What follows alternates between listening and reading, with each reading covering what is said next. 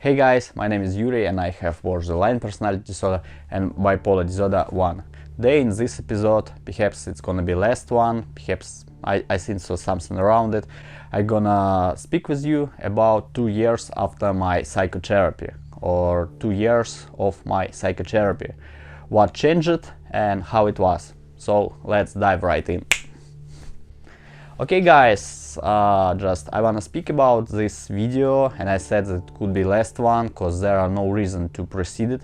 Actually, I spoke with my therapist not long ago, and like in short he said like, man, like you can go, you know, it's like you just broke your hand, for instance, right? You were in cast, you know, for it, and you wear it for some time, you know, like, and after that it's necessary to off it and proceed living normal life.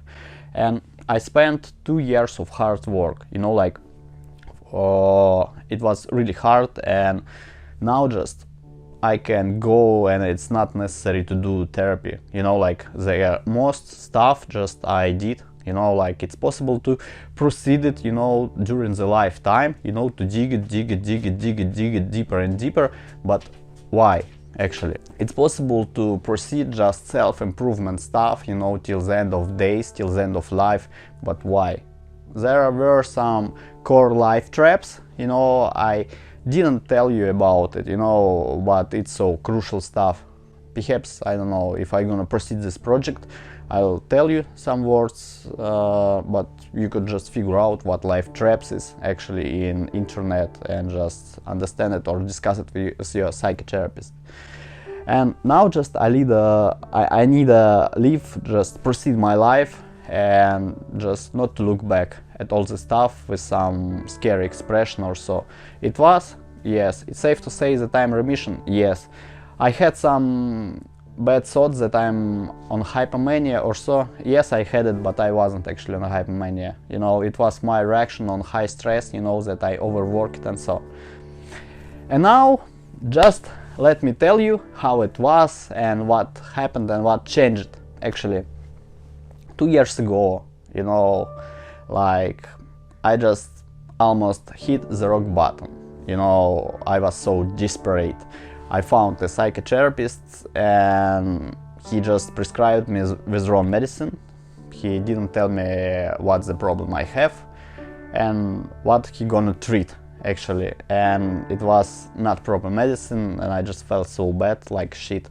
And by recommendations of my pals, you know, I found really good doctor in Russia. Okay, I found that doctor by recommendations, and during the first session he said me that I have borderline personality disorder. I spoke with some guys and they said like that it was impossible, that it was all mistaken, that it's just need to be diagnosed like for years and years and years, but it's all bullshit. You know, like he immediately got the point, you know, and I do have borderline personality disorder because of my just wonderful childhood.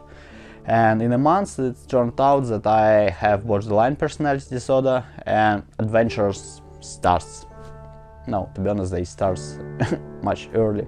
I went from Moscow to region, you know, with my wife, with my family. At that time I had no work, my wife had no work, we had little son, you know, like 2 years old, and we need to feed him, yeah, we need to feed ourselves, we need to do something.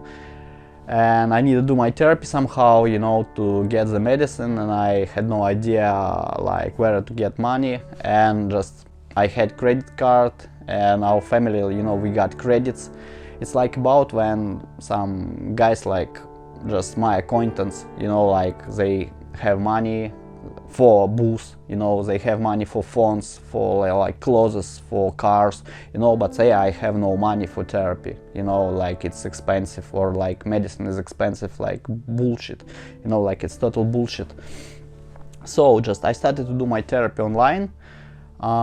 Fortunately my psychotherapist like agreed on working online, because actually he's not for treating personality disorders online, because people with these disorders, they usually, you know, quit it so fast, like 1, 2, 3, no, 1, 2, 2 sessions and then they gonna quit it, like it's not suit for me, blah blah blah, I don't wanna work. It's like this, and it's better not to spend time on them. But with me it was all different, you know. I proceed to do hard therapy like during half a year, I think. During that time we got the right medicine, you know, that start to work.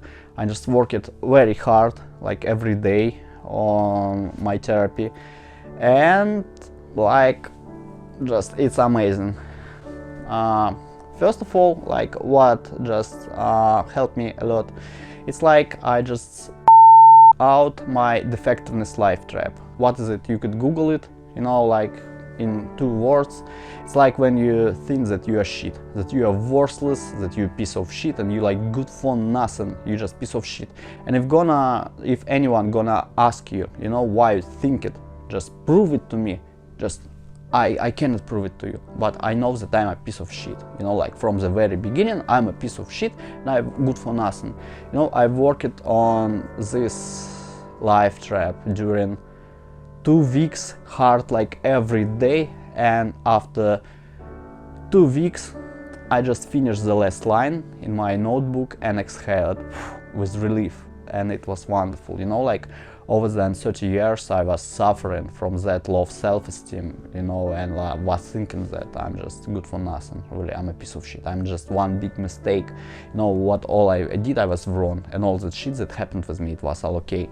But f*** it, actually, you know, I never was defective. Like some shit happened with me, yes, like, but it's not about my defectiveness. I wasn't defective, never was defective, you know. I'm just wonderful, and I'm just I'll have perfect, not perfect, like I'll have like all the good stuff for me, and I have now perfect stuff for me. You know, I have family, I have my wonderful son, I have lovely wife, I have wonderful dog that's sleeping just here, and my wife filming this video, and son sleeping in that room. Yes, because it's like actually time when we can film something when he's sleeping.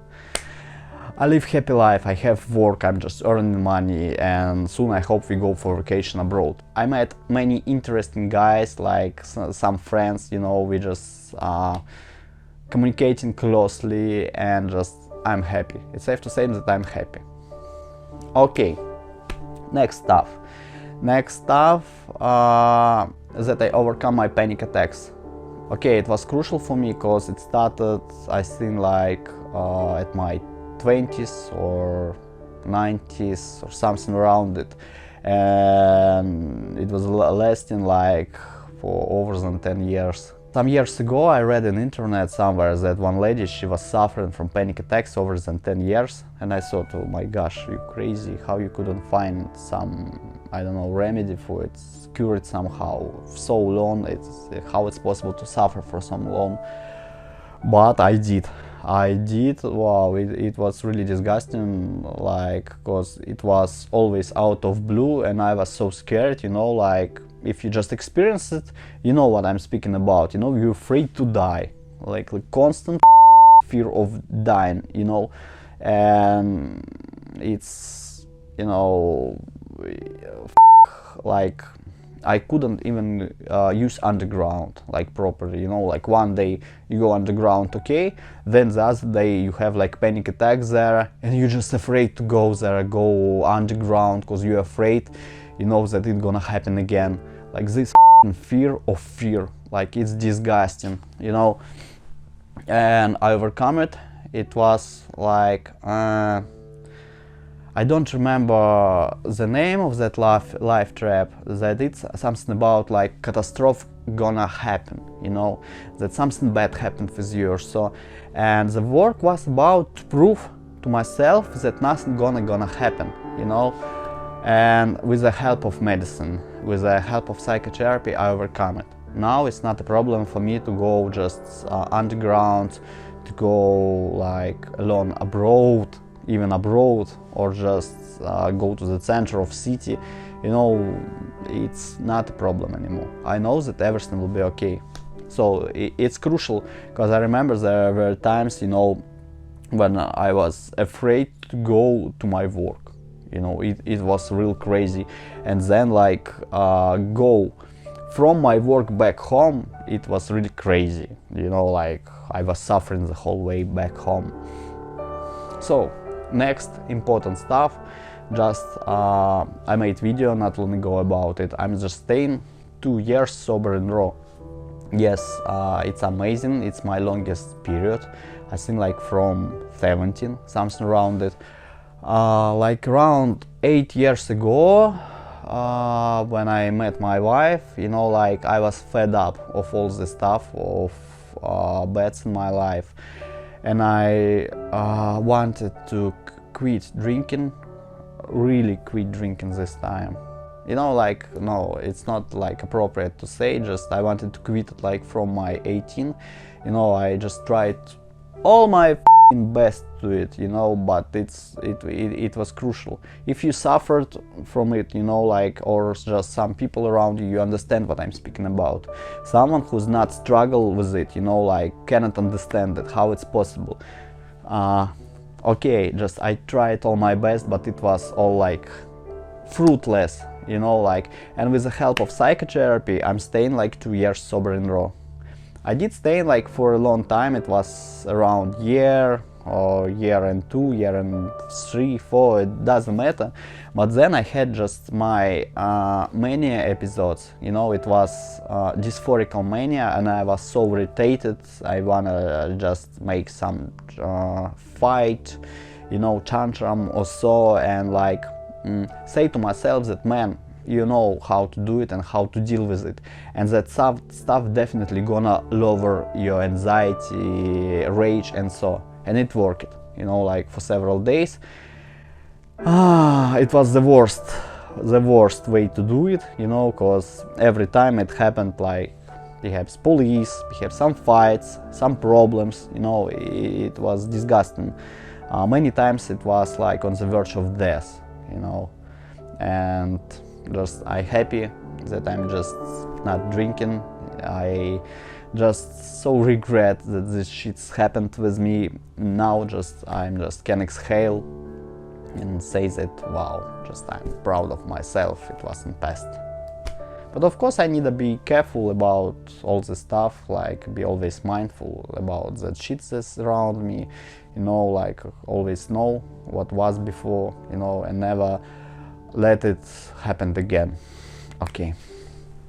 So next thing what really helped me, it's my personal relationship. Before, during my period, you know, life period with my wife, we fight, you know, not like physically. We fight emotionally, raised voice, shouting names and so, and many times she just quitted me, you know, like went to her native city or so, and even like when we had our child, she moved away, and it's like then I found therapist, you know, and came to her place and started to do therapy, you know, and now it's safe to say that we live happy life together, that our son just living in love, you know, like living in love, and he's living happy, you know, he's living as a happy boy, you know, like for me it was like it just happened that I was raised in destructive family, you know, like it's difficult even to say now that yes, some shit happened with me and so, but my son is living in happiness, and I'm glad for it, and I'm thankful to therapy, you know, really it helped me to keep my temper, you know, to understand myself better and understand my emotions. There's a way, you know, to do it's like dialectical behavior therapy, you know, like I'll study it, like to know how to do it better, like just for myself, you know, but it's gonna be like later. Now I need to just exhale, relax, and do about some other stuff.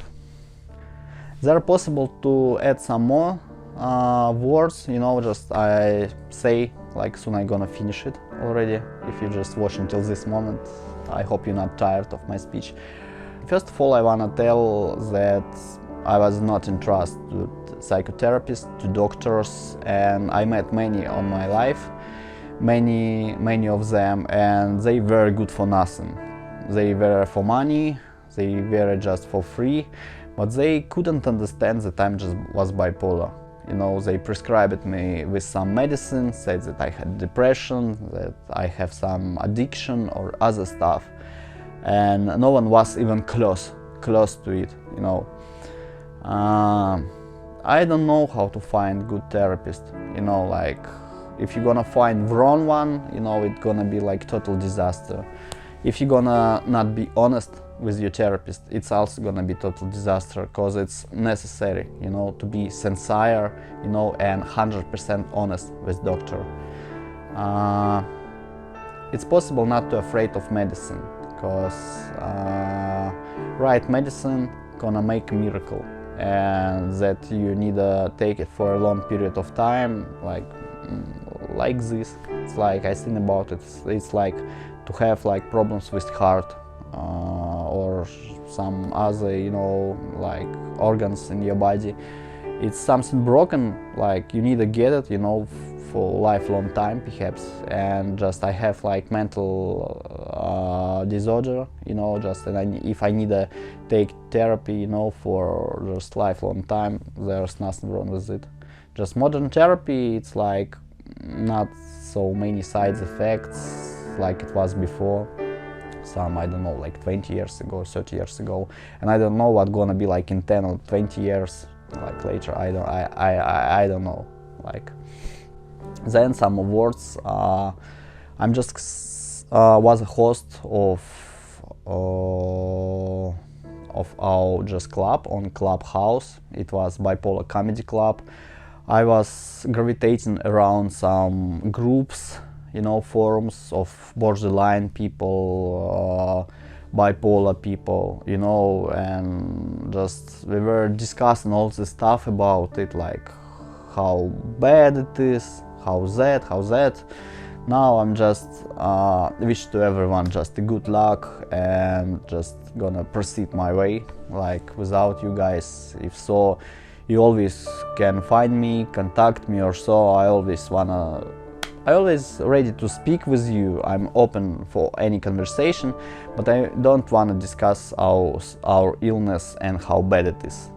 You know, like why to always discuss about it.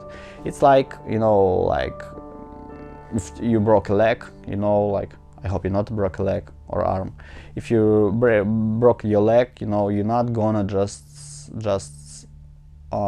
whine or cry about it like all your life. If it's healed, like it's okay, it was like this, now it's time to go on, you know. And the same stuff with this, you know, I always gonna be careful. I always gonna keep in mind that I have personality disorder, that I have bipolar disorder, but I need to move on, you know. I need to move on and just live then, you know. Like you remember that book by Stephen King, and there was a movie Shawshank Detention. There was a moment when main character and African guys, they were speaking about what you're gonna do when you out of this place. And you could correct me if I'm mistaken. Main character said, when I gonna out, you know, I'll open store or something, and I gonna just go for fishing, you know, on a boat. And you, and that guy answered that I don't know what I'm gonna do. Like I was imprisoned for so many years, and who gonna tell me what I need to do, you know. I was like imprisoned in my mind for 2 years. It was tough, yes, it's safe to say. And now I need to go and live, you know. and what I will do next, I don't know, you know. All the roads are open, you know, and I will be living, you know. I wanna do just my family business, I wanna do my working stuff, and just, I don't know, I go for rest.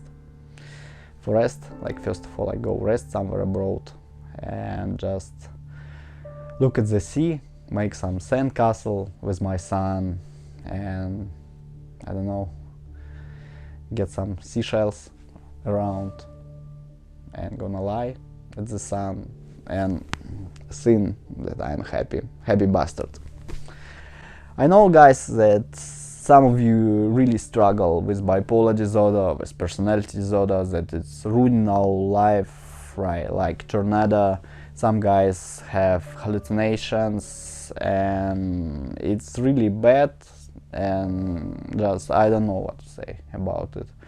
This was my journey, you know, like this was tough for me, it was bad experience, and I did all my best, to be honest. I did like a lot of work, you know, till this moment, and I'm happy to live. Like, I'm in remission, and thank you for watching, thank you for subscribing. Like, will be there any videos? I don't know, perhaps not. Anyway, see you, thank you, bye bye.